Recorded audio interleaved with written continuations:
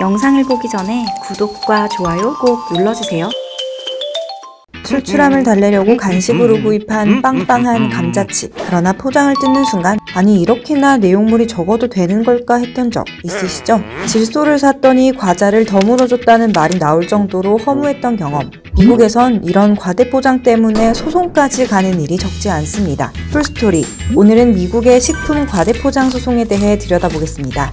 2017년 4월 미국 뉴욕의 알세 씨와 워싱턴 DC의 누젠트 씨는 감자칩 제조업체를 상대로 소송을 겁니다. 와이즈칩스라는 감자칩 제품이 겉보기와는 달리 너무 양이 적다며 제조업체를 상대로 손해배상 청구 소송을 한 겁니다. 이들은 특히 경쟁사 감자칩에 비해 와이즈칩스는 포장재 중 감자칩이 차지하는 비중이 너무 낮다고 지적했습니다.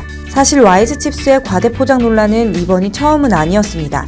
너무 적은 과자 양 때문에 실망한 소비자들이 소셜미디어에 와이즈칩스의 공식 계정까지 태그해가며 분노의 인증샷을 올렸는데요. 때문에 이 소송에 많은 사람들이 관심을 보였습니다. 하지만 2018년 3월 미국 지방판사 나오미 리이스 부츠왈드는 이유가 없다면서 기각했습니다. 질소 포장으로 잘 알려진 과자 포장 내부의 빈 공간은 기본적으로 과자가 부서지는 걸 막기 위한 것이기 때문입니다. 부츠왈드 판사는 와이즈칩스의 질소 포장이 제 기능을 하지 못할 뿐 아니라 아예 불필요하다는 점을 원고 측이 충분히 입증하지 못했다고 판단했습니다.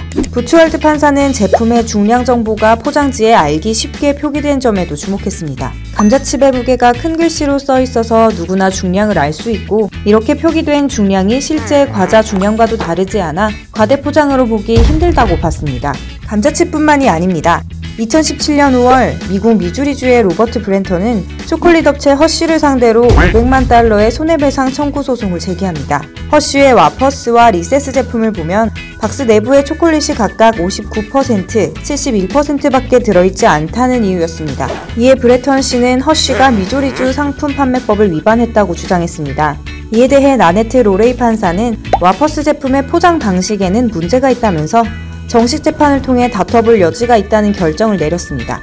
그러나 2018년 2월 정식 재판에서 이 소송은 결국 기각됐습니다.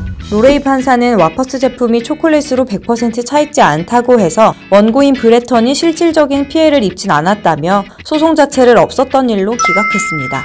로레이 판사는 제품 용량에 문제가 있는데도 브레턴 씨가 꾸준히 허쉬 초콜릿을 구입한 건 피해가 크지 않다는 방증이라고 봤습니다.